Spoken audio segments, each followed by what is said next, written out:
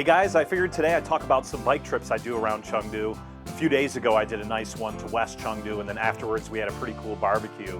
So I'll talk a little bit about that trip, and then some of the other recommendations I have for Chengdu. It's actually a pretty good city for biking because generally speaking there's a bike lane or a scooter lane in most of the city. Not every spot, but it's pretty good for that. And then some of these routes along the river are also really nice. So this one was in the west. There's also a nice route I've done up in the north, and that area is pretty quiet, so that's good. And then you could take the river down south quite a ways, and there's a decent amount of either bike paths or decent areas to bike. And then you have the Greenway, which is basically goes around like the 4th Ring Road or the expressway. And right now they've only finished like the southeast area, but I think eventually they're gonna have that all around Chengdu, and that would be like, I don't even know, probably like 150 Ks or something like that. And I'll also tell you about some of the other things I recommend, like a little further out of Chengdu, like maybe 50 Ks or 100 Ks away, where you have a little bit bigger mountains. One area that's close by in the east, and then you've got another area near Dujiangyan to the west. So for the bike trip I did, we just went along from Yulin, where I live, down towards the railroad tracks, which that road's pretty quiet, which is why I go up that way. And then that eventually goes up to a park around the 3rd Ring, and then you come back along the river. It's a little bit complicated and it's a little busy in some areas, but it's kind of neat because you pass by some of the old parts of Chengdu, and you also can hit up some of the popular parks. Like the first one we go through is called Qing, and then you pass another one like the Dafu Cottage, which is a popular area from a famous poet in China, and a couple other little parks, I'm not sure the name of them. And then you have Baihuatan, or 100 Flowers Park, or something like that, which is pretty nice.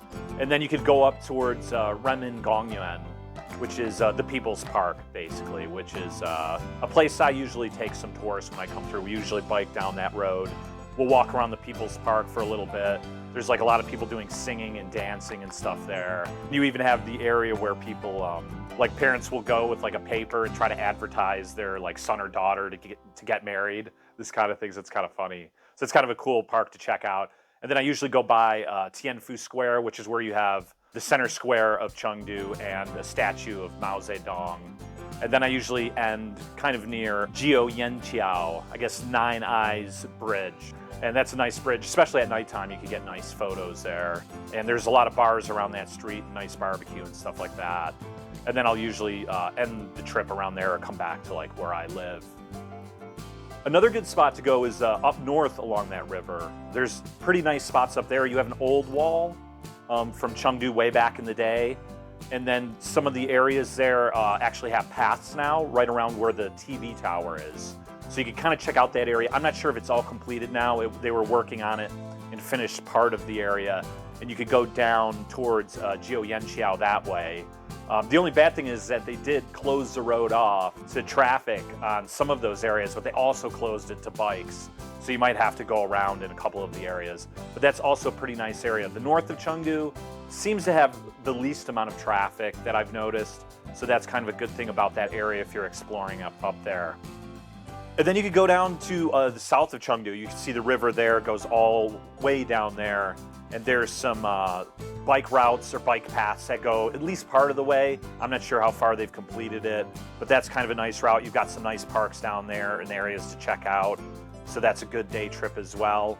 And then there's various other spots that I go. So there's a couple other smaller rivers that are like just east of Chengdu on kind of the east side that I sometimes go down. So you can kind of explore around some of those areas, and there's some pretty nice routes there.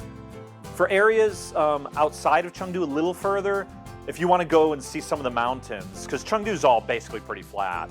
So the first mountain range, basically east of Chengdu, like 30 to 50 Ks, is like the Longchuen Mountains. So you can either go down southeast of Chengdu, you bike probably about an hour to get to Longchuen. And then you could bike for about 45 minutes up to the top of there. I think it goes up a few hundred meters, and there's some nice views up there. And you can actually just explore that area for a day or two.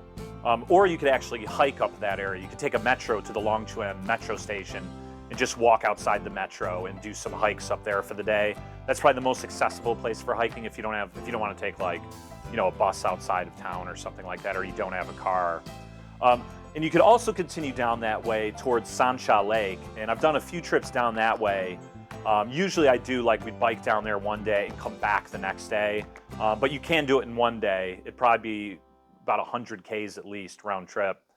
And that's pretty nice. The only thing now is that they did create a new airport out there in the last year or so. So there was a lot of construction, so I don't know how good the roads are still or how much traffic, but that's a pretty nice spot to check out. They've got a few nice hotels on that lake, and I've also camped down there too, so that's something you can check out.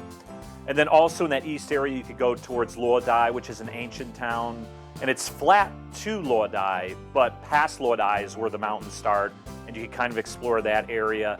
A little bit further northeast of there, I like to do trips out to this lake near Jintan. And this lake is a pretty cool spot. You can get out there in one day. I usually camp there and come back the next day. And that's also another, like, really nice spot if you want to just go for a day or two. And then a little further away, you could also go towards, like, Dujiangyan, Qianglai, and Dai. Also, Bailu is nice.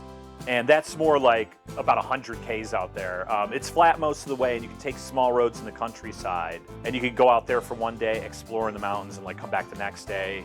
You could also throw your bike on a bus and go out that way, like, in the morning, like, take an hour bus ride there, explore that area, and come back. You can usually do that. You pay about 50% of the bus ticket to bring your bike on the bus, which is good if there's only one or two people. If you have, like, a big group of 5 or 6 people, of course, it's going to be more difficult. Another way you can transport your bike out to some locations is you could use this Hulala app. And on this app, you can basically put, like, 5, 6, 7 bicycles in, and they will just drive, drop off your bikes at a location. So you could, like, take a Didi and take, like, 4 or 5 people in your car, and then one of the passengers can go with the guy with the bicycles. And I've used that to, like, take me, let's say, to, like, the top of a mountain or halfway to an area, and then come back that way. So the bike trip that day went nice. We did that whole trip in about less than 3 hours. And then we came back to my place and I made a couple pizzas and we smoked some beef and some sausage and had some drinks and stuff. So it was a pretty nice day. It's the end of February, so it was one of the first days it felt like, spring is coming. So it was pretty cool. So anyway, I hope this video was helpful for you. Like and subscribe, and I'll see you next time. Cheers.